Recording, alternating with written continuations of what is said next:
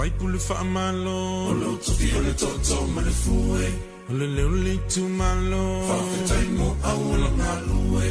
o so le o fa tamba a fai mo so si a mas mo so se tole le o toto i la oda. Fai pule fa malo, o lo tu fi ole toto ma le fue, ole le ole tu malo, fa fetai mo au la ngalue, o so le o fa tamba a fai mo so si a so se tole le o toto i la fama. Elilo mai Beyoncé, fai no tale le Yolanda. Eu sou le taia por male amo. E assim ai me fama. Foi me fama lo tama tu i ole la ile ma manga mali ile la ma wa le ma ma. Don't know to you time. Hold up. Go talo popo fai. Se le manuia. Se I man se follow fa pa pa ile le fia mai ma wa. Famo pia. Ole fano mai. Ole alzo manato. Fai mai selfie. Fai mai le tu spia. Ole suna e faia. E tatto te only ma fia ya. Hold up.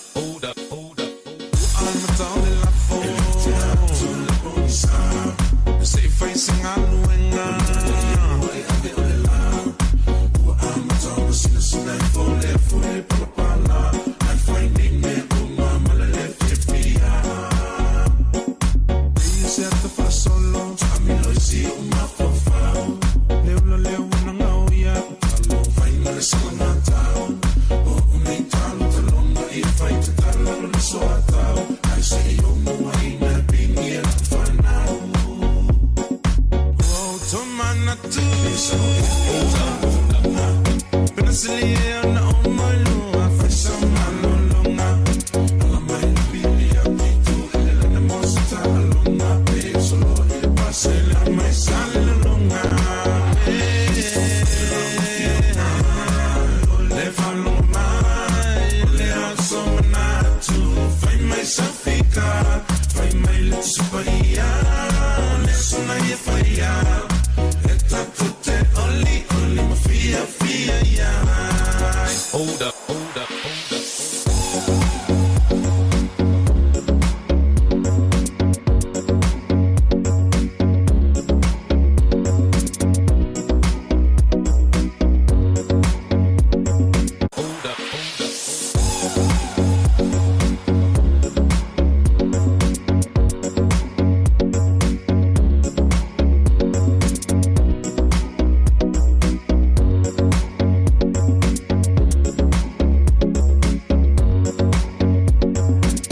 Talo fatu mo folo fatu batoi fafelo ia tu lau sila mai mo le nei vanga foi ole afi I na uata tonu la vali July ono ile taiwe bato nei New Zealand le tau tobla unanga lau Blue TV ia be se foi ole TAUTAI ai ma Asiata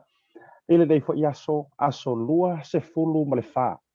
ole masina okuso lua fe lua se fulu mo le tasi fa talo fa mo folo fatu I lau sila mai mo nga taileo lau fita fa fonfonga ele nei fiafi ia o fa solo ai na ngoto I fo le la I lona tau fiafi a mantou ni usila dei ia o te loa ua ni loa tu le pongisa I o pongisa ia Samoa ia po o kiki fa pongisa po pongi ia a o lo tau eva pe ila tau I Ausitalia ia o kasi mela o la lockdown fo le tele la vostete o Ausitalia America ia o te loa ua so le vali o tau le tu nevo le fiafi le nei vai ngole po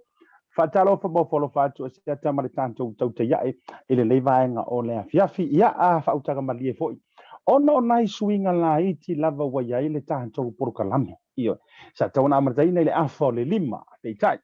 ia fa pe o lenga e makwa e fiu e so e lungo le tanto wa Facebook live ia ono nai nisi o tulanga me se foi fa teknologi e kaule au ia so mala anga ia ai o te loa a fa pe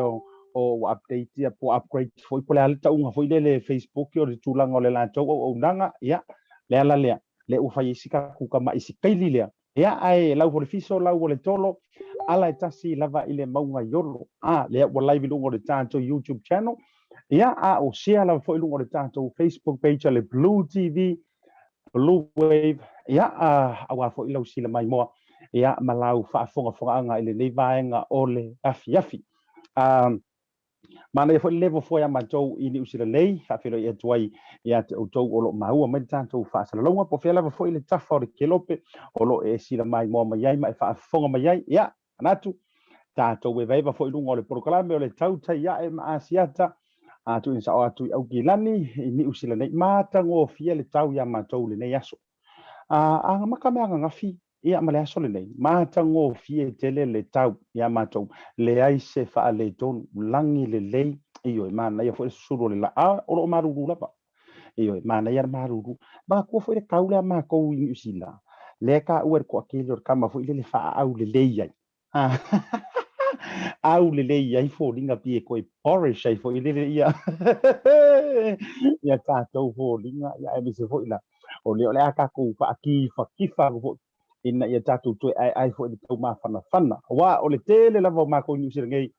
e momoo lava i le tau mafanafana auā e lē gaka e uumi ai ao ae pupuu ai po ia e tele me mafai ona fai e ua ia o le lockdown ia e magaia foʻi leo e sa valivali ua o lea faataga lava lou savali pau o le vaenga e fautuaina ia ua fautuaina lava i tatou e tau lava ona faaaogāina le kamalea o le mask ioe level 4 lockdown delta variant ia maisi mea uma faapena lea ua faamalosia mandatory i lona uiga ua tatau ona faia sau mask ae maisi pea e alu atu mai malaga atu e faaaogāina nofoaga essential po o nofoaga moʻomia pe auaunaga moʻomia ae alu paumukesi e tatau ona fai e lua me maua iā oe pea e laku paumukesi po sesi lava fale o loa suʻa supermakeki e lē faia sau mask muamua le taliaina oe i totonu lua e mafai foʻi i latou ona valaau auaunaga leoleo mamalu o le malo auā ua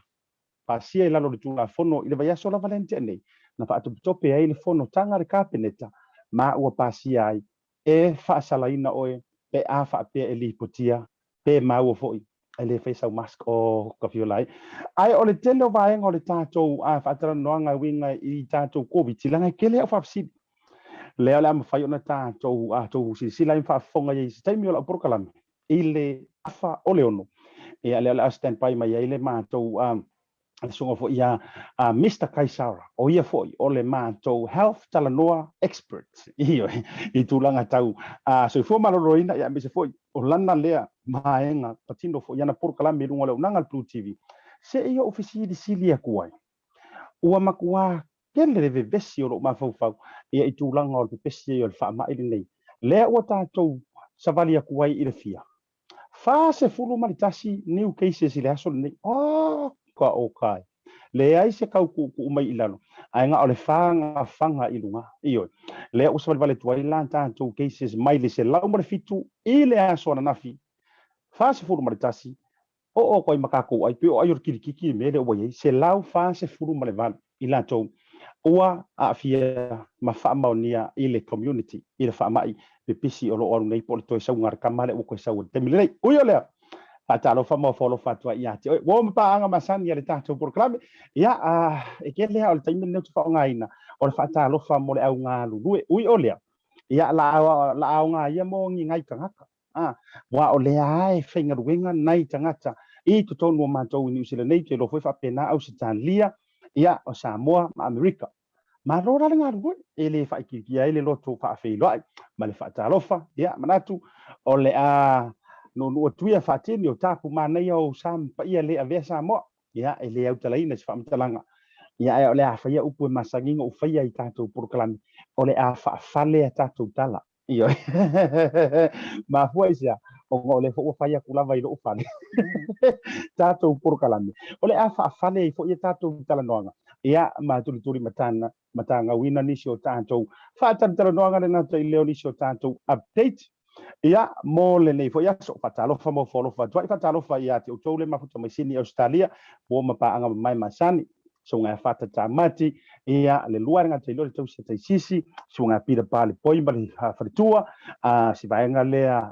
Sofia masiana fa na le mafuta mai na I Mount Druitt i nga singi Australia ia ai nga tailea to tele fo tu po mona male fa nau ia le talenga ia te vanga me uli male tausi wai si to tele auto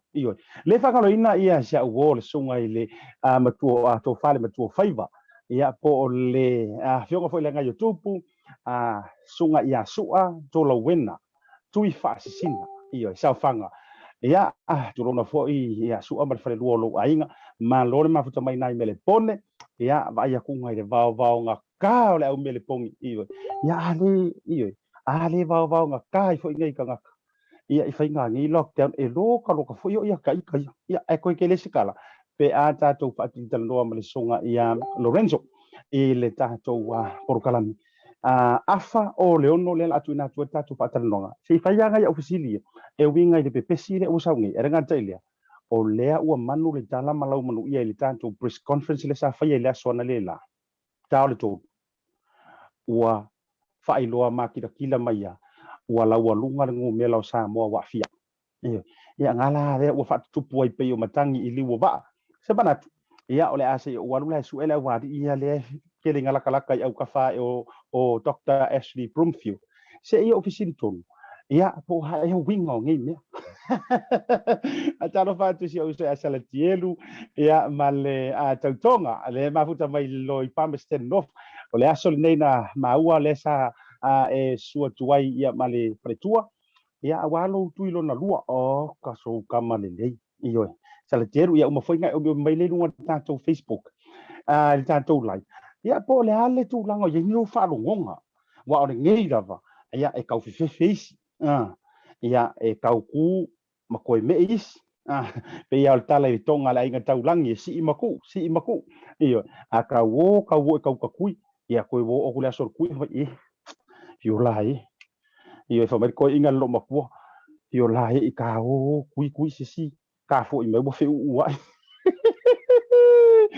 o re nga lo fa pe o le tau su ele tanto live ole na wa share tu lungo le tanto Facebook io ona wale o mafai ona live tu tanto Facebook le termine ona swinga la va fa ngol Facebook la to ia ele o se ma fu anga mato ana tu pola so taiao ia ole atu so longa tu ai tu langa masan ole na wa tu lungo le tanto YouTube channel ia ona share tu ile lungo tanto page masani to e fa talo fatu mo follow fatu ia jo ia le ngata ile ia fa talo fo isa o ba tama fa le nganga pastor wa tu fanta ma le fretua melody na ro tap wa I fo I faiva ia me se fo le ngata ma tu fa na fa le nganga ia ole lava lo fo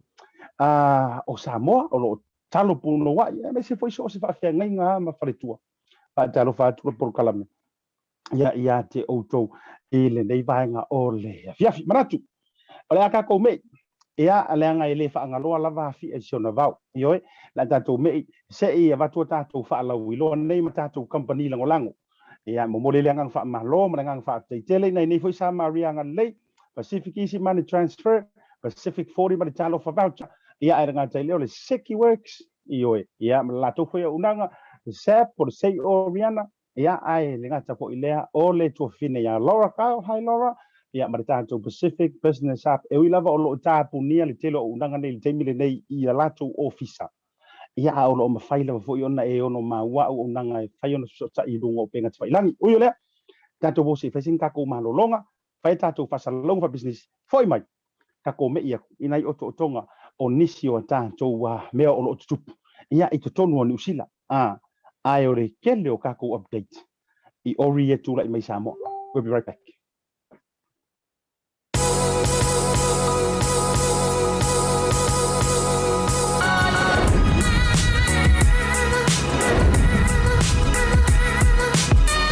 Tautua ma le au nanga remote tau Samoa service station nei tona I maki. Ma tau te utuina lo ta avale ma le tele o nisi o mato au nanga I se ese.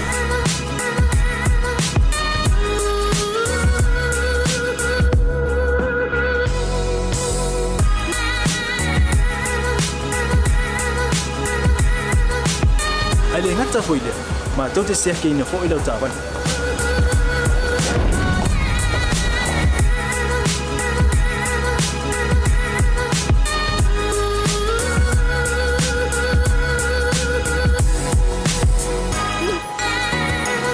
te sapala ia foi suau. Mo lau tapan.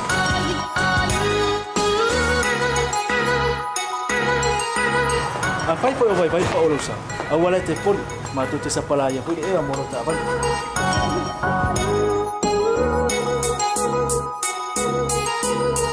Molo no posila fia. Mua tapela o vale pe auto.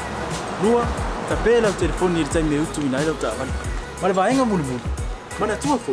E matua i fasa ina lo ta mafta pa ai no fuanga pa pe.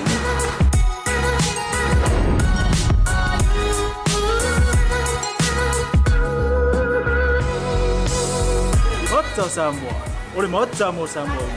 Ma do te fia e au na pe mo o Samoa. Maftaila fia mai. We'll see you again. God bless.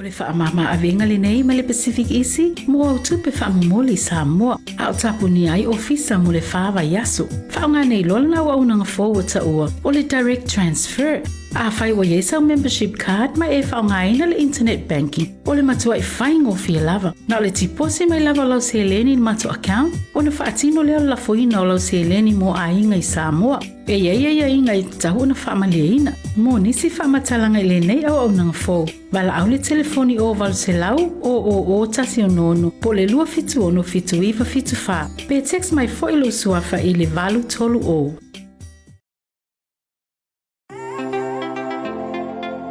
O te i vili mai tina to meti mai New Zealand mai vai lau talo fa matale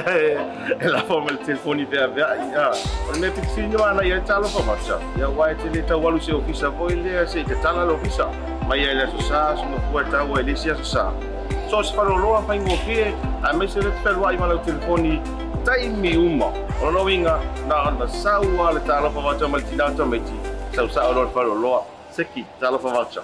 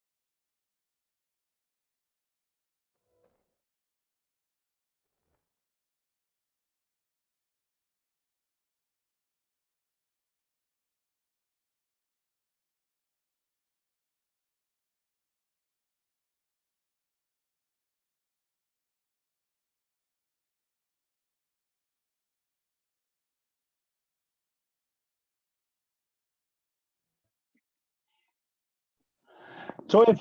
fa talo fatu Samoa i lau sila mai moi le nei vanga o le afia fitai mo wati lea ua te ala iti a kusa o le rusu maluti sa rusu ke te ai le tula e ono i le tautua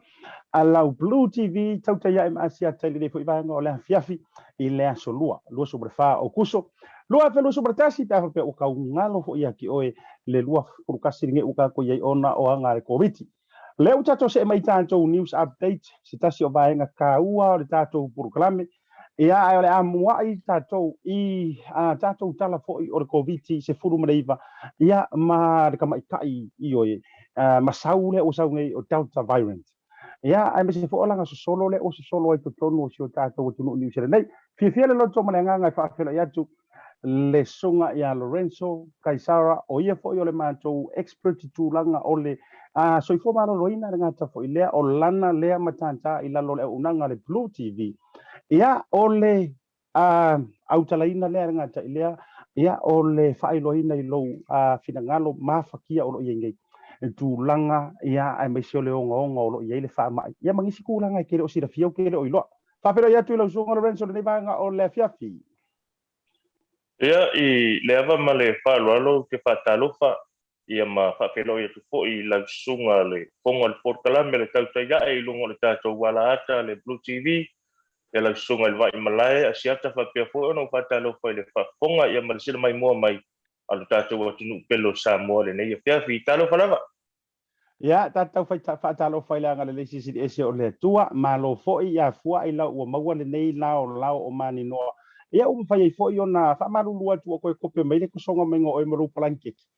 Ia a langa whainga tā o le safety o le atu nuu e mo mia lama fo'i le nei vaitau. A o tātou iai I le whiwhaloa inga o mawhauwhaunga.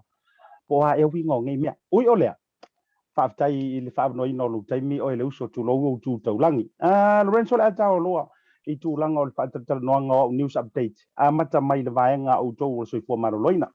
Mo levana I lea matanta, e le ngata I lea o le 531 PI o lo e tautua I foi. Tūlanga lava soi fua maroloina, o lo e tūlanga foi o whale mai ma la tautua. Wha lau I loina. Ia o le kure inga lava foi o tūlanga tau soi fua maroloina. Se o le wha mai ringei. Wa ese o ke kaule popore keli. Ai wo kau confused. Eoi. Se me sa fa mani nonga o la tu langa wa ita tu cases o le nei aso mare masaule o ia ai ta tu tele yo isi o fa afsiri fa mo le ala fiong. Ia whaftai Asiata mo le vano tu ina mai foi tu ina tu foi sina talalata mai masina lipoti o le whamai e tu sa ona whianga iai ia lo tātou atunu uma le lalangi atoa. I talalata mai lava ia mai le matanga luenga le soifua maloloina ia malipule whaatono le matanga luenga I le so. E fase futasi ia cases fou po ila tou ia fatoa whaamauki noa I le so ila una le so le mauai I le whaamai fase fulmaltasi. O le tolu se ful valu o le whaatasi lea o tangata mai I lo tātou ai nei au kilani ia ma le tolu o ila tou o loo au mau ia ma papa au fo I Wellington o na atoa I le o le fase futasi. O popo I lea I le fast food tasi lea ma le selau ma le fitu lea sa mau I lea sona nafi. O na mau ai la I o la whainga o I la tau uma lava o mau I le whaama I le taimi le nei tono le tunuu. Selau fast food vat. Selau fast food valu. A le fato a fitu aso talu o na lockdown tātou. Ia o au ke lani lava ia lo tele ai ia le ia tangato lo a fi le whaama I taimi le nei numero lo iai selau tolu full fitu. Selau tolu full fitu ia ma Wellington es fultas o le foi na mau e le tātou porkalame le so e to valu I la to lo fata o tolia I to tonu o le mautanga sangase po le falmai au kilani ia ona tulanga lava le te tau ona mata I tu le lei ia unga lo mau I la to nei o lona winga o fai lava ia stunga ma o lo tinga ina I la to I le falmai o le isi talalata mai Asiata ma le whawhanga o tātou atino. Ua ausia ma le miliona tangata nu o Nisila. Tangata lava ia lo I tono o Nisila ua mai o na whai tui pui. O le tui mua ma le tui lo na lua. Ia o numera o le ausia I o le tātou atino o le numera na. Talu mai lava le aso lulu. Mana tua o le whatoa a mata le tātou lockdown I le po le aso lua. Saua I le aso lulu, aso tofi, aso whareile, aso to nai ole taeao ole aso sa ai maua mai loa ia fa maunga ia mai matanga luenga le soifu malolo ina miliona tangata I Sila wa mai ona fai pui ioi ole aso farai lava ia mala sto na ia sia se la wafe tangata na fai pui ia so ai e lua Se o korosia tu lava lau sunga Lorenzo. Wow. O e mtautia la le tūlanga le ua tangia mai o le la tau wavala mai ia le tūlanga fo ia mese o o le tau pisa I le siako o ke le fo iso tātou a tūluu ai mese a tangata o le Pasifika. A fua whare mawhau atu I le tausanga na tia nei. I le sau le level 4, ma le whatu a sau fo ia le coronavirus I toro New Zealand ai mese a level 4. Peisa kau biol fa lo lang kar ka va fo ile va ve au pe usu malu bua fo I vanele a fa fonga la tulu e kau fa vela le sociali ai e na ua sau I lunga fa numero o te mana tuaina e hita e tātou New Zealand le lua se furu mo na tupo cases ai ua follow mai ai tua ma si ulea ua yai makangaka lai o ngaonga ma kwa fainga ua maka fo kumu fa mai o le mele ua tau wakau ngumi ai lo mau ai vai ane fa fonga Samoa kasir ka ko keisi le rua yaso tasianga os kamalo le o mai le so ke le rua po se sapangi po se palangi po se meo po samo lima baru tau sanga Cormento eno foi ai a fainga ruenga Devonport o vice versa kasi le aso ai so o mala so na so ai punga irunga se furu punga mai le se furu rua se furu ko se furu lea o fitu aso ai o se lau fa se furu male valu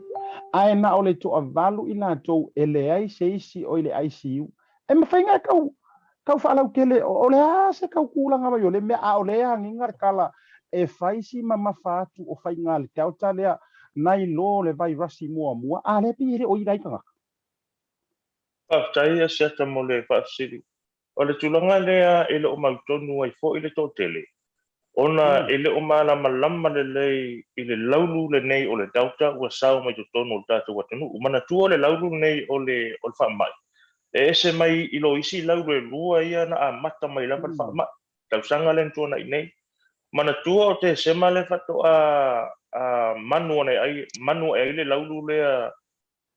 te sema tausanga len tuana i tono India. Ia na wasila fia umai lo tātou watunu o le tūlanga na o India. Matua i o tulanga pangatia. Ko tele na mali liu ai. Ina ua whato a sao i to tono la tunu ia le laulu leo le delta. Sa wai lea sao mai tono Australia. La tau mawhai e lavala i o le tātou whainga malo mal matanga luenga. I se au wala ina ia au wala vana i sao mai le laulu le tono ni sila. E ta iane ia e lo toi pōmala o le aso lua o le vai aso le ntuana i atu nei. Leana whaasa lau i tele mai ai i le maua i o sta male a limas fulanta usanga mai Devonport in offshore. Mana tuala o e Asiata. I le taimere nei i loo mawhau le iai. O tele ai longa o le tamaro le sa maua mua i le laulu leo le tautai ni sila. Leanga mana tua o le aso so o le aso lulu valu. Se fultasi. Sa waiala ia lua tasi. Tolu tasi. Le ufa lima. O le winga la utala. E pei foi o le mawhatara noanga male fionga le menistao tangata Pasifika. E o mai le so, e le o mawhai lava o na maua le lei isu enga o lo o whaasa valia le taimile nei. Po o pe whawhewhea o na sao mai le laulu i to tonu. Pe whawhewhea o na sao mai le delta i to tonu o le tātou watinu, una paule mea mautinoa. O le delta na sao mai to tono Australia.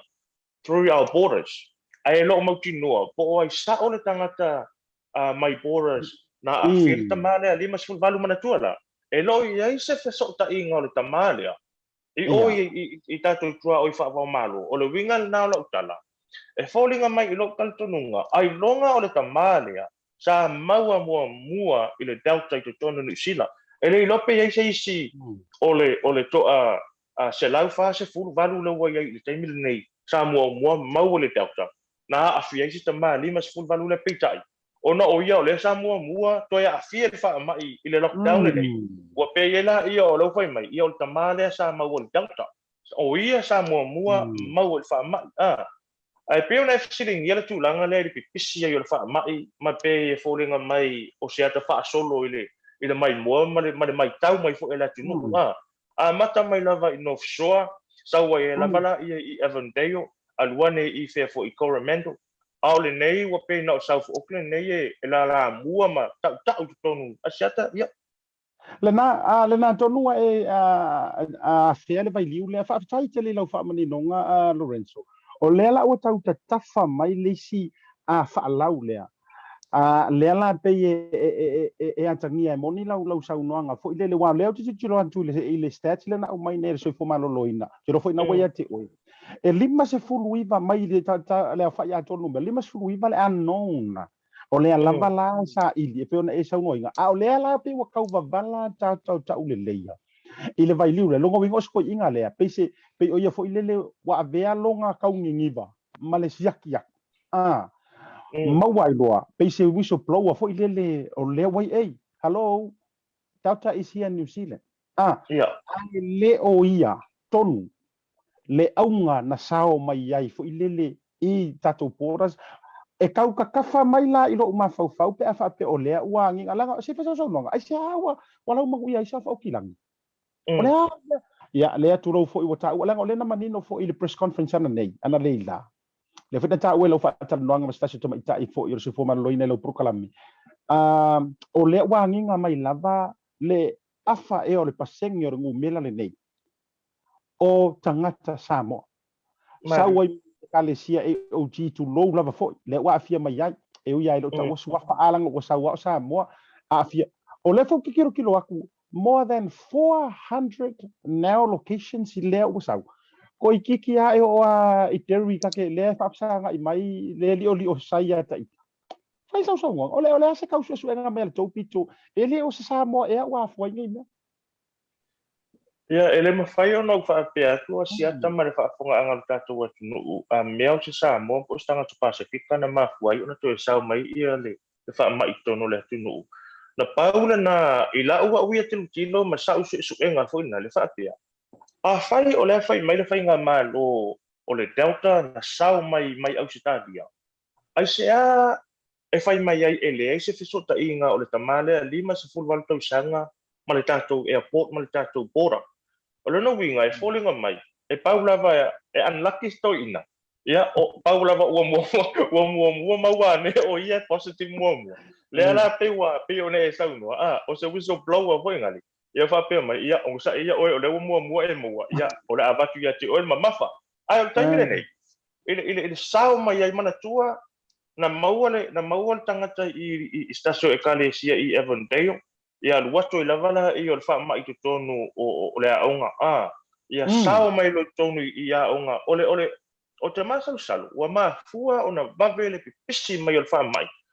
o to tonu aonga ai le ngata i lea o le taalonga le sa fai o le pileki ma Australia le na salu no manino ia le minister o tangata Pasifika na ia tangata sa afia le fa mai sa awai i taalonga ia mana tua la we e to tele tangata Pasifika le sai tono le sa mata le talunga le ia le ngata foilea ia o le si konseti le sa fai o le awards foilea le sa fai le foina na wai e tangata Pasifika mana tua le Asiata e na tangata Pasifika la vitona ni sila e tele na fai fa ta singa to tele aso uma vai aso uma vai aso uma le palangi ia mai tangata sa fai fa ta singa au tato aso sto nai aso sa e o lava i le sia so ngafua o fai fata singa e kale sia so o tulanga le na to tasi lava tanga to Pasifika yo no a feel fa mai Asiata e mana tuol fa mai e fe avea i le ea e sao mai lo fa mai tanga to tanga to tasi Pasifika e mautino lava e le ono a fia atonu e si lo le pipisi ai e once I hit tai fo ngale ma to tele tangata o laua fia e mai le alu lungo numero tai pe la la so pe on tato a mai tawina la so sia fa tai lo no winga la le wa so no e la ka wa ve se la le si festival la le tau fa pe mai le telo tangata se pe ia se aikia e le me le ina ia ku le ye le fa ngor tuile fa ia wala le fela na ta u mai le ngei ka mai vala le mai le aso nga koe manua e ai ko viti le pole tauta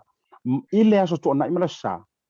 ai milionga le awoe e kui mai le fia se fulu aso ia nga alanga mai ai ia isko ingo ngoa o le o mai le tui male vaccine to no usila a vese le kala e fa de sa o lo ma fo le tana le fa pe mai pia wala ku le ka ko ia va tai Asiata le leo no fa pe atu aua tatou te fa longo i tala vo ina e motu mai tua le ngai o le telo mai tu singa ia o lo tu mai lunga o penga te fai langi ma so ta inga fa no po nei fai mai o le fuanga o le va na fa ta tia le fai nga malu a tau silsila fo na tau la mua langa si o tatou minister ta o tanga tu Pasifika i le tulanga le o le fai tu pui ana fo isa tu mai la vai o tatou ta i lunga o so ta inga fa no po nei i ata o le taimi sa fai o lato tu pui o le fasilina a fai o le fai mai i al to tele o fuanga o le van fata tia fai nga malo ma o se fuanga fo ingale ina i auna i ai le fai tu pui a se ala sa fai ai sta i o le tato fai nga malo ai mai se la vai la fai nga ia pito le foi ua mai ona fai tu pu al tama tai pandemia o facilita e ese tu la tu ye tangata la ese tu la tu ta ai o tu langa na ta ua pe le tau fetoi o le talia a tangata pasifika i le lockdown mua la mana tua sa pato a o a leon isila i se lockdown ese tu langa fa pia e foi ngale as foreign it is new to us e le o masani la tatou ma le tatou si o manga i se tali atu i tu ai ngā pandemic po tu ai ngā wha mai yosu wha pia. Pe o le sa maua tatou i le popole ia ma le le mautonu o le atu langa whai i le lockdown mua pe taina. Ua o mai lockdown nei ua te le lava le o onga ma le o wino tatou ma whau mai le tu langa sa tupu le lockdown mua. Le la ua kuso we learned from the first lockdown. Le ala ua vai le swinga te le la vo le tali o tatu tangata e ala le ile ngai ile tumu o kiuta vale i no fuanga lo fai siaki ia le ngata foi le o le alu lungo o tangata pasifika o lo fai pui ai le fai lockdown sia na o se fulu valu le lua se fulu pasene le fai ngo tangata pasifika tamai ona fai ola tui o tangata ia sa te tau ona ma o tangata ia ta e to tono le li o tangata tau na fai la to pui mai le taimi na fanga solo le pui se yo o mai le taimi lockdown pe na le se fulu valu anga le se tasi pasene o se pasene ma walalu o se pasene ma walalu ai o le fo i ua ngale to fo i tatu what you know ile lockdown ia pe ua mata ona serious ai fo i ia matino to ai ia tatu what you know tangata pasifika le ai ele o se mea ula ia le covid le anga e to tono la tunu ele o iai lava se isi ua mani liu tangata covid ele o iai se fa maunga e fa pea mai ai ua maliu se tangata ona o le tuipui asiata fa tai lono winga o le fa sili le vala lea fa pea la o ka ika le ua fai ro pui e ka isi ava no e ka ki popole i loka afia pe siama ma le vai liu lea o se fa mai sa fa lau tele fa ka ingala o le vo uma ka kui rua ia ai ka kausisi pe i vai nga ia ai o i tu atu le na tau sisi i ke o ka ro ka pa ingi ngofoanga ma me foi le e fa ma ka ke le ai pe ai siama le po le o ngalo le tuipui pa tai siata ia o fama maunga lava ia mai le matanga ruenga le soifua malolo ina i peo na uka pia atu e iwa se fulu valu pasene e mawhai o na wha sao wina mai ai o e mai leono a fia i le COVID is fulu iwa se fulu valu pasene o le maa losi le na ma le mawhai ai le tui pui lea o na te te atu i le siama pe a o no mawai oe a whai fo ila e a foi manatua e le tautene o so e le siama po le whaama ai fa tai o le ua mau le nei tui ma o le ua fa ua uma na fa yesu so enga fa scientist e iwa se fulu valu pasene e mafai ona fa sa wina mai ai oe mai lo no mau ai le fa ma yo covid se fulu iwa sia fa tai o le tata mi ofisir muli e ta o la sa fotuanga ta wala i tangata Samoa ia ka kia ia la pasifika wala ngai o ma ka fa Samoa ai me so ta por kalami ai o le a se fautuanga a lo sunga ai mai so le tou pitola au a mai sa o le tunu au ia fe wa o isanga o le a fe i ka fe kui ke o sau fo ile kui so swingi la ngonga o ngisi ke wa la ko fe ro ko wa e fo i me wa ko vai me ro ko do me ro pa ku ke do kai o le a se fautuanga fa mai ta pa tan longa fa mole a Lorenzo pa tai siata e mawhai o na uwha nga ina ia le flu influenza hoi lea sa tupu to tono sa moa le tasi iwa tasi te fulu tasi van lea sa watu i le vaa lea na watu i nei New Zealand au tau sila le wha mai le na pa pena uma lava ia tiulanga le ua iei New Zealand taimi le nei au le vasili e le iei se tui pui o le na wha mai ai o le tasi vai tolu o le tātou o tangata anu o Samoa na mali liu ma uma le soifua talu mai wha mai le na ina ua sao tutongo tātou watunu o lau whautuanga Asiata man tātou Port Kalamea me se le whawhoranga o tātou watunu aua tātou te mai whau inga le whapea o le tui lea ia o le whaironga lea o lea o le tui lea ia o anga ia le ki apolo le ai pana tua o lea ua maea o na wha manuia ina ma tu o lea tua ia le poto ma le malama ia li mata i fo mai ele ngata i leo ta o tatou atu no e fo ia mai ia se soani mo tatou ia ula ia o le tui o te vai fo inga le o se fa o le tanga le mo na yo tatou tangata au tatou te fefi au tatou te le mautonu a ia fai o tatou siaki ina nei mea ne wa mau sai si le fa mai ai lo fai se siaki mana tua o isi tangata te ilava wa mau ia noa ma se mani a unga o fa mai ia ole memo muli ua le fatau mana tua sia o te tau longo atu fo ima o tau wala au atu nei o tatou uso lo fa pena na ova o latou waso i nei New Zealand o lo tatala mai lava le whainga malo le manoa pe ova waso i nei pe te visa le tu mau pe te visa whainga luenga e tatala le manoa e le so e fo i e tangata i o lo whainga luenga tu tonu o le soifua malolo ina ia upepa lo fo mau o so visa e ai malo address mai eu malo address ai le lei ona e so ta numera le fa mon mole o le ova se la lua tasi lua tasi ova se la lua tasi lua tasi ua fa pitoa lava le numera vili fuole na o tanga tu Pasifika e fe so ta e pe a fa pe mana na e fa se poki mole ai nga ato ile ava male fa lo tia faafetaitele a Lorenzo mo lo taimi a misi fo'u o le tapolo club ia manatu e le gatai i ia avanua fa'apenei ona o le lava mai tau atu o le a umisi taimi tatou te iai na mapei le level 4 ui o lea fa'apetai mo lo no fa'amuli fo'i le atua ma so e se aue ke aru ngofoanga ia le ta'ua mai wau ke roa e o do masuanga rua makamaka le lakapi le a le pere ia a lo fatu manu ia fofanga o te le fiafi fa'apetai lava Asiata manuia o Samoa ia soifua ia ia fa'asaifua ia a le na Samoa sa e fa'afoka mai fo'i ia i le talanoanga ma le sunga i le li'i fa'asalalau ia o ia fo'i o lo'o feagai ma fitaʻituga fo'i ma le vaega tau le soifua malōlōina e le gata o le tatou programe launaga le Blue TV ia a o lo'o galuai fo'i o ia i le 5 tulutasi bi ai ia fa'apea fo'i la le auaunaga tau le soifua malōlōina i self auki lenei suga ia Lorenzo Kaisara taimi lau ati lea ua joe se fulu ma le 5 minute ona tālea o le itulā e fitu te ile taimi matou nei i New Zealand tatou foi tatou update ia o le tulaga le na le ia tatou le covid i New Zealand nei a fa pe foi la o lo ma fau le sa e fa lo kolokolua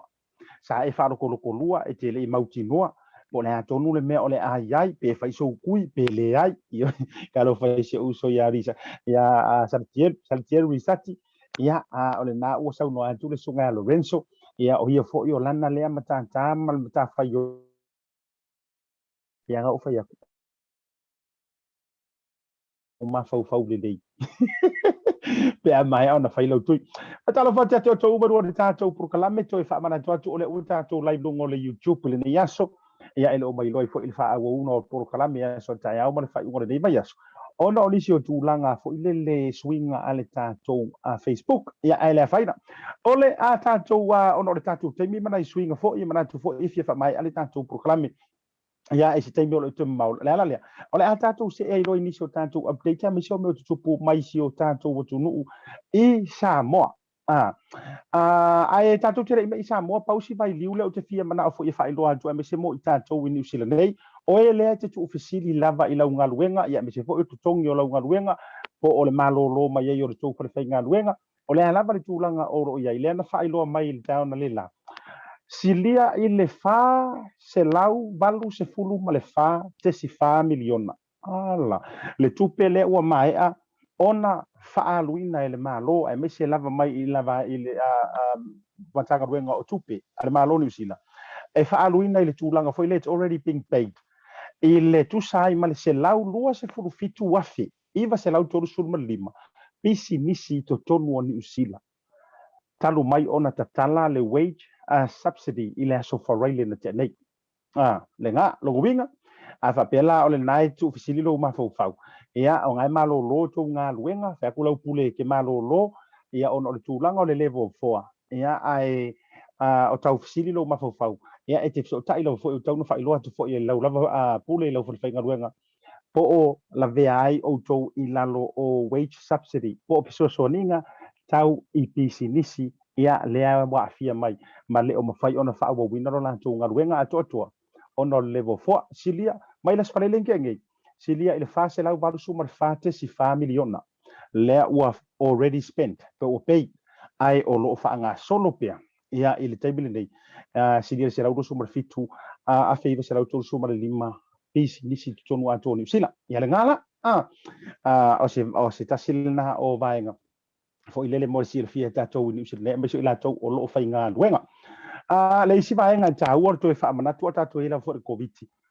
ua pasia le tula fono le verso nei ile tulanga tau le mask ia ele o to fa ata la fonga la ele tulanga o lo yai temile ia eta tau it's a mandatory it's a tau it's a must for you on the fai o lau mask pe afa pe e te alo fa ngaina tulanga o nanga fo essential pe ole pamukesi supermarket pharmacy ia restaurant ia po alava cafes o alava la e tulanga o fa pena o le o pasia ina lo tula fono e po le alava fo ina le tulanga o le level tatou tio ia free to manisi level o le a fa amalosia le tulanga lea i nisi o no fonga e se mai la e supermarket ai bo te minei o lai fa amalosia e fai so finga io o lo te ata wala no te watu le po anda io ma tu masi ma tu ainga ma te atu nga i manuewa ma kuma afirma il pam afira ka vale il pam e te kwala tala le langa ele le fo ilota savali ai tu langa o vaenga o le tati fa ala wilo ma fa sala lawina afira ma ka vale il pam o so fa ia e ke alwa lam fe ila ula maske e wo kama sangi fo ile nga lo ka so fa fo o ka ka ula aloi o ile i vai ka tong ile pam ia la kis ele umang ka puira fo ko vai ko kalo mamao ma ia si tene lai o le pa lai ku ko ngol pam ar kesia ai to yoni si tonu le fa kwa fa malam e kalo mamao me fa pengi ia kia fa mana tu mai la mask iyo ia o ko kango ku roa mai la mask fa ia tu romo walo ile ia no la tu la ia mana ia fa mana tu mai fo estofin iyo ona o tulanga wa tele fo I tangata na arrest malokai na mai leo I la to pam ona o le fa autangia o le tulanga ile fainga o lau mask no winga o te va tuar fa mana tu le taua kama le ka ko ngora ka vale so la vestain ia e nga o sai fo ia fa bai a kwarva ia so kama le fa nga ia mo ko ma fu ka ia mo e ia mai ko inga au ke ka iro ngi mangong yang isi wa o me ai ta to me ro sa mo tu lang o ta to update inisi o me o tupu isa mo to mo a tu ta to update le ne o le tele o faitionga mata mai lava ia so se ia o mai le nei vai ia so a o se e ai le va folau o sa mo ai tele ni vai nga o lo na fa ali ai fo manu i runga tu lang o faitionga ai ta o le chapi pia nga ta fo ila ile o le o ni si fo o sui o bang fa fai ale HRPP e tu ia le fai nga ma lo fo ale fionga I le toma I pa le mia fia me na mi mata a fa fionga sa fa pito a me si fo ila o le lan tu vanga fa fai fast le ana la tu ina ai fa pea ua le lava ona fuafua mai le plan le a se e le fai nga ma lo o le a o mai kiria o mai e sea ya le ala pe fo le wa ta wa ele sunga tu le o le ala u fata u le te bi nei ki dia ese le u suspend le AG attorney general ya suspend ia le fai lo tu si o le fono ia le wa fate a fa mai fa malolo ia le CEO o le mtanga ruengo tinam tama itai ia o so fa fo se fa ma vai nga ale komisino le ia manisi la o le fo ila ela manu ia fo I le saunanga le sunga tu ila o le fo fa ilo fa la i tele le tulanga le ofifia ai o le fionga le minista o tupe io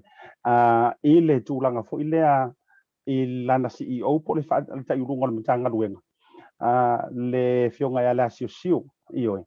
Oscar malie ngoi ia mai sa no fa pe le fia I le tulanga nga lu fa ta si monona tali fa ngo fia on fa unga fa te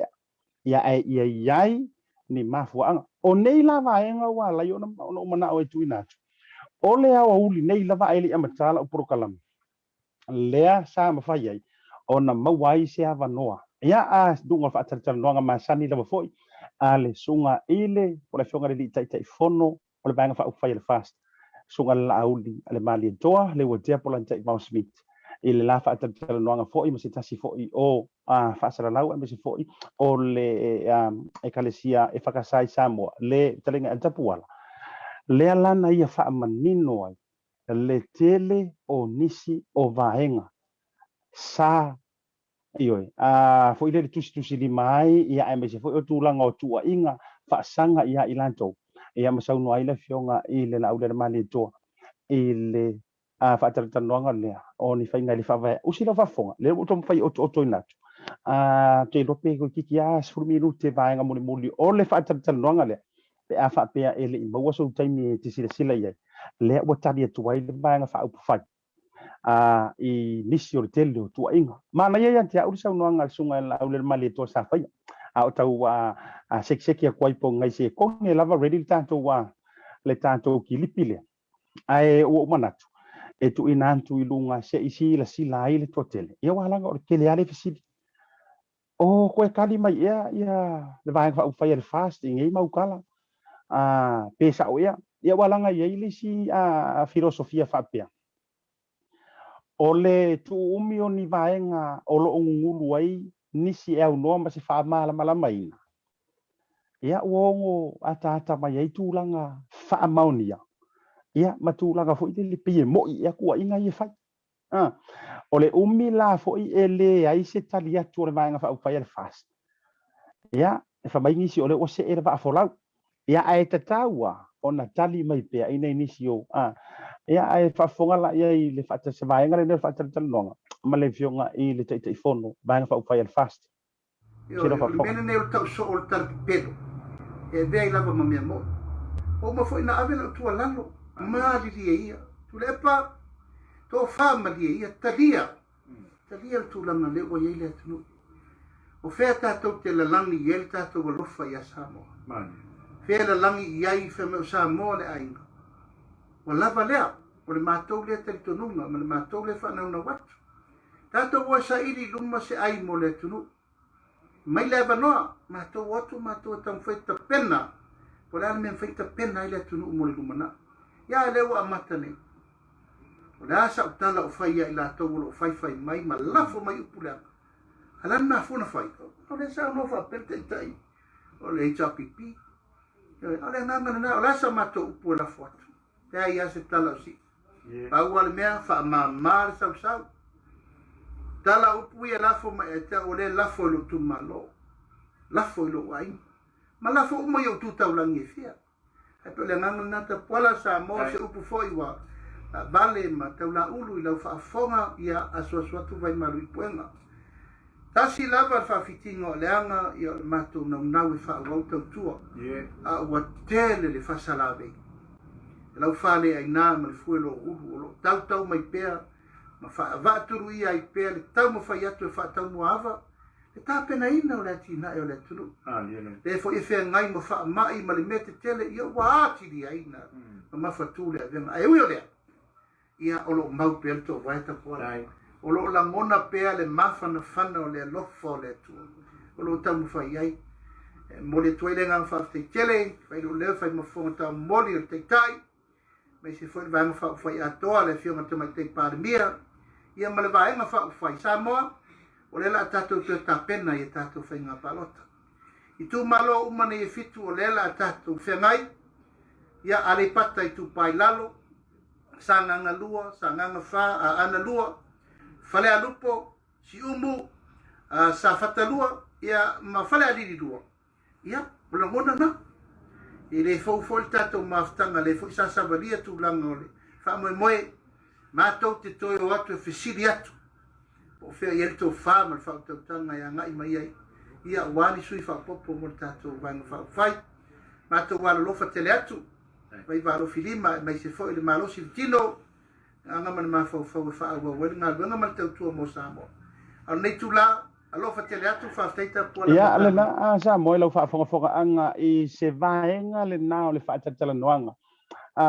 le sunga i le lau le mali jopo fa te telefon no va fa fa le fast o le atoanga le nai runga la fo le page le sunga i le lau le mali to ma tua o batua ona o sia uo fo ilea ora umalo lungo ora porokala me ya so lulu taiao fo ile ma fa tsanonga ai manatu e fa so atu e tatu update le nei yaso o se tali atu le na ale sunga le na ule mali to pole fe ko te ifono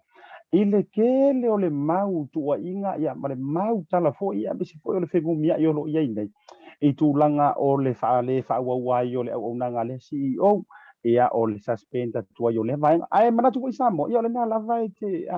se ele o tātou o tangata pōngi sāwai ane whaafonga le atunu, o le tātou te tūlou le upu tūsao. O le kako ke pupula umahama kako i loa umahan tutulanga o loo tutupu mai i Samoa. Ia o le manatu fo'i o tasina o vai liu o vaenga o loo tūla i mea i Samoa.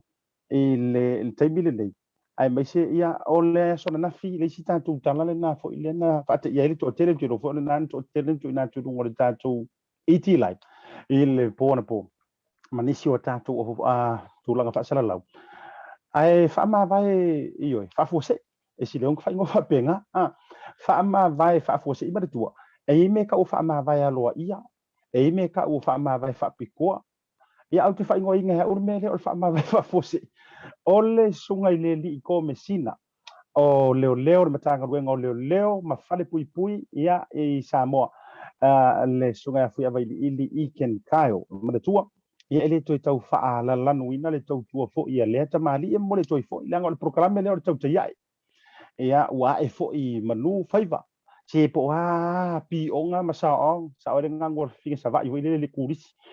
two pi ongs one sa ongs wa lava pi onga masaonga ma le mau pa ku i tua ia ia ila to Talanoa i vaenga i tau porkiki porkalame fa pena o uia mala porkalame tau tai moli fa malo fo i le fo tamali o le tulu io se nga ole tua ila na mi tonu ona ole tu fo ila na sao malana anto to a faia wa ia si la fia ua pulesa io ole ase tu langa fo io tuo patatua ia mali tu langa wa ta oto mai ai ia Samoa ia me se fo io lana o lona soifua ona ia le tua io o lana lea filifilinga o lana fa iunga o isi tūlanga uma ia tātou tuua i le tua o suenga fo i wa tūlanga i tua ia se whamai upo e masania i lo tātou wa tūnuu ioi toto ia ale maali ai lia i le paongo io lia i le paongo i tala le ia se ato toa i la lo le lama tūlanga whapena ia ai e foi sau noanga le sunga lau le mali toa le sa fai i le press conference i le tae ona le la sai sau noa i whapea e foi le sitanga tai ioi o ta pena ile atua ia e siri ko foi se levo nga ke avea ia ina matanga ruenga le ia fa penga a tonu fo yo ya yani ma fuanga ioi ta taula vai e se fo yo fa nga ino le taimi ma siona ainga ia manisio ma fuanga langa e ola be le lotu ia le sau noanga fo le fionga ile pale mia tama i Samoa o lo i tu le foi le taimi le a fa pe ia yani so ina to va ia ko vela kele ka ko e fai si vela kele ore au va alea e le ku kusai fo i malau oe fa ka kainga malau fa ka maswadi ina ia tongi mai kongu fa spepa ia e ore solo kongi mai au wala aloa ia ma au wala fo ie laualunga ia ole tu mai se fa ma vaenga ia ai mai se fo ole tu langa le una mo le fa ma lo le sunga o fionga fu avai ili I ken kaio e tu sai ono tau sanga o tu la i o ia o se fo le komesina o le matanga ruenga o leo ma fare pui I Samoa ma le tua fo o komesina fo ile le ngaru fo ile si vai tau le matanga fo ia io inga ua fai ma hoso so fa inga ka malo ai pa fo i komesina e tau la mua ia fo i o so fa inga io ai a mele ka o le tai fo ile le piko I ruma wala ngai si kai kai piko ku ai ku mai yang pori ka tu ia ai fakta ia wa sauli po e mai si ka ke ku ngani so pika ku sa mo fes ko mi ke di ia te me o so yo fa inga ka malo ui ole ia fakta fo I tautai ia ila fakta me so adi ni sinau tātou update I le me se fo I tūlanga I Samoa o le si tātou update tae au na mafi le sa batu la update ana I le fefia nafi o le tae au mama kua feko ai pipi ia I lava ia le van se tasi o van o tu aingo Toyota Hi Ace ma se tasi o pou moli I le anu atu I songi alu I tai molino io feko ai I le kaea o le mafu angala wo tu e batua ele nga kai ngama kwa fa ipo ipo le afia le vende le male pomoli ai na afia ai male power a toa ile arua tuitai mulinu ia nai o le ngonga o le fala vilavi nai ua ina toe toro poina le tele o cases ia manisi o fa masinona ngantu el to lau le asona na ai ua koe kolo poina ona o le motusia ai o le kisi ia o ngore maka ukia fo yo le ave wale fioso ngore warki ai manga o so po moli yo le na wasi sila mai ile antale na utu na tulunga ia le na ven le na hai is o ro ka kilo pe tau le mau mai male fale fo le millennia yo pa pe ka usa o to vai atu ia pe o ia fo le mele ile fale fo le Elisa motel wa pe o ko ia le na hotel Elisa lo ki kau bai ko ile antale ia o se vai pangoa o inga au tato ia ile tulanga le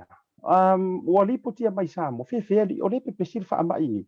ai makua pepesi mai sa mo le mo ka vale la vea te lele o ngor fa utuanga fo ai o le afia mai fo i me tulanga o le ave o na ma le tau ma faina fo o le ava malos le nei oi fo ia i lua so tawai po le so to na le na ripotia mai fo ia le mai ai o so fo se tasi fo i o ia o tau sanga lona lua i le o fa au ko si malu ai mai le fio anga sa tawa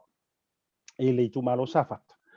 mai ma wele so fo ia on o se fa fa tau ta vale fo au le fo ina lipotia mai na afia fo ia le fo ina fa tau tia le ta vale fa swa va io ia tangi le pumate tau no longo tu pe ma se fa mo uto le mai nga le ngato samo a oni sile nei le se tanto wa tulanga update so ko ki kilo kunga ya ini si tanto wa update te o misi ta se vaenga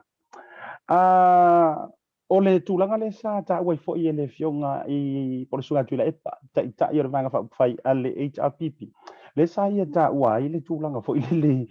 wa sakia fo i ele o tawilo a sai tua fo i o le tulanga le vesi mai sa mo ambe se fo i o le tula i mai ai o le fast man le fionga tama tai pale mi sa mo ia o le fo i wa mamake ma iker ko i ia sa tutu mai ai fo i tua ia le tama tai pale mi o se o mato wa tulu nei ia vai ane fa fonga o tu sa mo ia le fionga te sinta a dun ia ai le ngata ile o le fo i fa pe e tau mamate o le fo i tau tua mai e tua ia ma si o mato fai pule o ma ko fai pule nga mato fo i tu pito i mangeli le fionga ya pito su a William Sio o le vaenga la o batu ai mana ia la mata mata tu fa tatra noanga ale se tasi fo o tanto fa le fa sala la mai Samoa ia le sa ia fa tatra no ina le fionga ya pito su a William Sio e se la fa tatra noanga i le town lela le sa fisiringi ai le tulanga i sona fina ngalu be fa maka tau mo ia ioi langa upo le tunu e asar faiva ai le asar masalo io o upunga le tunu ya pele ye se fa maung yang o masalonga o sto ino tu lepa ya ile tawala tu ai fo ile le tu ai tu o Jacinta Antona me se fo io le a fionga ya ia o ngai yo inga uma ia o ngor manga ngau inga ia ru ese ia mar ngofo ia ai se pale mia tama itai e kai pe ia o Jacinta o tau ata te mina uma ia fa ata no ngale i le po ana po ia ale tai o le vai fa kale ja pipi ia foi le pe o tau walu lo ma fa foi le vale o tama a le tu pa o li ma tama itai i foi le o tau masaro ko ina ia wa kau foi le au fa kasi ia ngi kai kama ikai ia ina ia au ave se ia foi le ia i foi le mana o ina ia tu ga i mer ko kama ikai pasifika i tau vala fa pena ia o le la sa fa ali manino le vionga ia Pito William Sio i lunga o le la fa tata noanga ma sita sio fa le fa sala lau i Samoa ia e le fa vai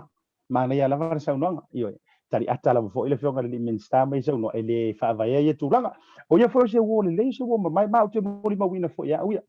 ia le so tanga va la lanta fo io le fionga o Pito ia me se fo io le sa tu le fo Samoa mai le lua su tolu sanga te ruai vea o se pale mia o le tunu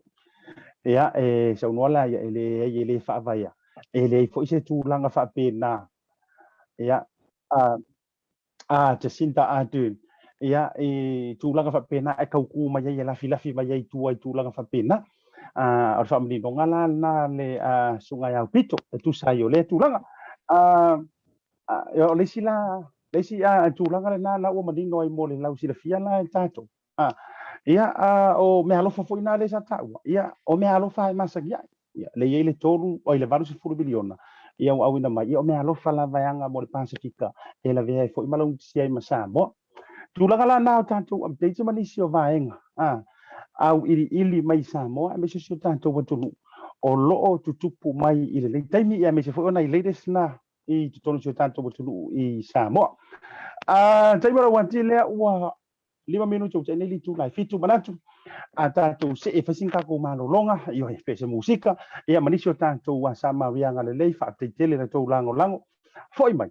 ia fa o tanto o ia inisi foi o me oro tupu tono ni se le ala tele pe fa fea ona e maua se a wala ni fiso soninga au e ngofo il fale level 4 io aware foi la ngofo ia ma le fa nga foi io o mi akuile au nganga o mi akuile au nganga o kasekele o unanga e te ono maua ile ngata fiso soni to seleni ia o tau mafa e makua fa kumbo ele busa is au tato ia ile level 4 we'll be right back. TAUTAI vili mai tina to make team new season me vai lo talo fa facciale e la forma il telefoni per via on me pixino ana ia talo fa faccia ia wai te le tawalu se ofisa voi le se te tala lo ofisa mai ia so sa sono puerta o ele sia so sa so se falo lo fa ingo fie a me se le per wai malo telefoni tai mi uma o no winga na sa wa le talo fa faccia mal tina to me ti sa lo falo lo se ki talo fa faccia.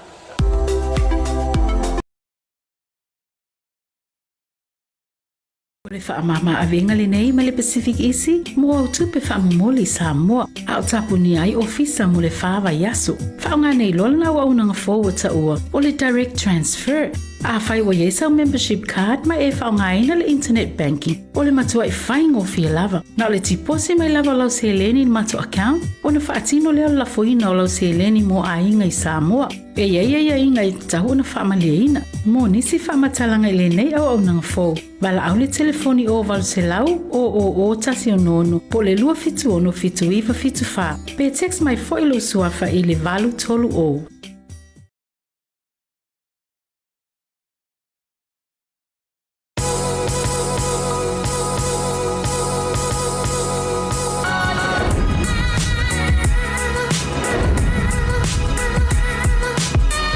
Tautua ma le au nanga remote tau sa mo service station nei tona i maki.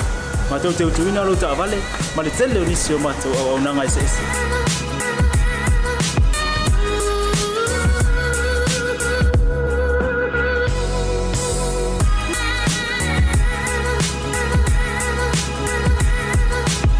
Ai le ngata foile, ma tau te seke ina fo ilo ta vale.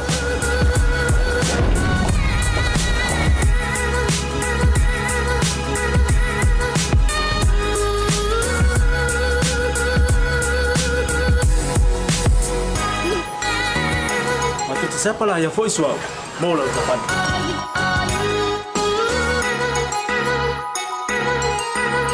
Apa itu yang baik pak ulusa? Awalnya telepon, matu siapa lah yang voice mau lah ucapan.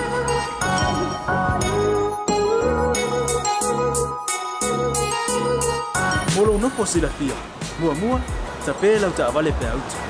Mua, tapi lau telefon ni time meu tu inai lau tak vale. Malah baenga mulu. Mana tua fo? E matua i whasa aina, lo tau makitapa ai no fuanga whapengi.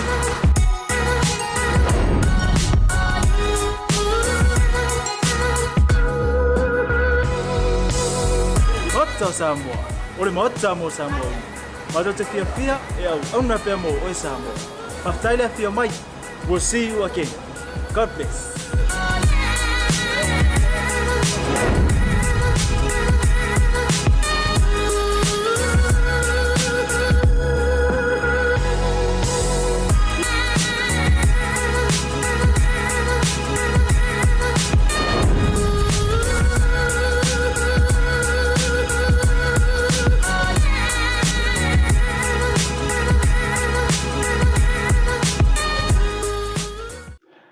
Ia toe whaatalo whaatu toe whawhiro ia tu sa moa malo le ona sai malo le pale ni vanga le fiafi ina ua se fulu minuto mo nei le tu la e fitu malo la vai te oile ona sai malo le tau ta ia fa pe ole to a e mapua tu ilo mo te ni tai misa e whainga ruenga ia ngai manga vale le i le karu lima e va eva ia afa pe ole te ba futa ba ole te tu se kiu u milava ia po fele supermarket ki fele countdown awana ingalo to e famana tu ua faila vasionga onga o tūlanga o nofoanga ia ua lamatia ma lapata ia mai ua ma ua foi ia le pepesi o le whamai lono winga whai tete oe o mātou le mangele o le ua makua ifi umaka ko countdown le i ele ngatau i Istamaki Mangere East ia o kama foi lai o shopping center ia ma le tele la volisi o fale fai whaatau ia ua afia foi Clinton le na ua ifi mai le wa afia le tūlanga i le back and save ia ngata foi lea o le warehouse ia manisi lava foi i supermarket ia o le na lava i lunga uma o penga o whamatananga o le whaingo fia ia mo o ele te o sirafia ia e au ngā foi lockdown le ngai whamasangi e lau aru e ke au se mea fau lunga o le internet ioe lava ia ngā Facebook lava ia ngā o Facebook ia ai whamasangi longa e alu su e au iau news su e pole ala fa ingo tang tama ma yo le aso mo le aso ai le ngata le o le na foi afa pe wa le stala lungo le m o le my mst yo por le website for the Ministry of Social Development por ka ko le wins working income fa yo na le skala i ke lo la utala o ka se faingo fie ona e halu ye le na wa mai o me lunga tulanga o nanga mo oe tau bulanga o tau mafa kulanga o lava lava iyo afa pe fo o iro moenga o ya lo kala afa pe fo e fiu ka u paile wa lo ki poki vila wa o ma tu blanga e o ai ili o vai o ma o le na u to e tu mai le tele o ava noa e ma fai ona e apala ia e lenga tailea Salvation Army ia ma le la tau fo ia unanga na fo wa ilunga e tanto website ia mai se fo yo na share so mai to telo sama rianga le e mai se fo lunga ma tau fo ia Bluwave ma Blue TV moni ta ia o lo ia ma no foanga pe la fo yo le charity ngai wiri le na to tu na tu ilunga pe mai ala program le la tu address ia e ki ngaro wala kwa e kaude ngaro wala kwa piki la pusa me ai tunga lo ka vale e to e malanga i lo fan iyo teleo au nanga tau ele ngata lo so fo maro loinga tau mafa ia fa pe foi na ia ele fenko fanga ku se le la me o ele foi la makanga mo e fa fesili mai taro fatu sunga ya fata iu lai ia male tau ainga le mafuta mai nai Brisbane ia Australia ai mai se auto umar ngor tanto YouTube channel ma ka ia foi ka ko fa kai ka ile me iyo ia wala ka kiri ro ai fa ka ko wiki pe ke wa ma ia mar Facebook e ke wa afia i mar tauta vai sai ko ke wa afia mar tauta vai e ngai le Facebook ia a ole o tanto lungo le YouTube tanto programa le tauta ia nei vai nga ole afia fi ora ngalo tu mi sai me foi ni so programa i le afia fi na nei ia me se foi mo le no fa alo tele i inicio minister me se foi o fonga pito su o William Siu ia ale tu langa la vai tu sai ia o le mau fa makalanga le sa tupu mai sa mo aso ata yau ora ngalo le tatou programa mansani male afionga i le minister o faatoanga ia mawhainga whaiva maruenga o suenga fo e whasaingisi i arangata i leo whaaraputonga o este tausia Samoa le sunga lauli ale mali e toa planta i Vau Smith i le aso antaiao i le tauta ia e maa Asiata i le afa o le lima lono winga kaiao le rope umaku ko seki marka ko Facebook ia tatou toe folau ai le ape foi masani ai mo te milei pa mangalo se la manga o le tauta mali i la fa fonga ia o le ta o foi lo swafa ia matulanga ia o ke pul fa misi foi ni vai so o swafa ia ko la kur swafa vas fo ia mo te milei a o ti le tua to temi stay safe and la for kala le mai and be kind na be safe and be kind and be hungry tatou felo i la so taiao Asiata fare maru pio vaurico passo i fuoia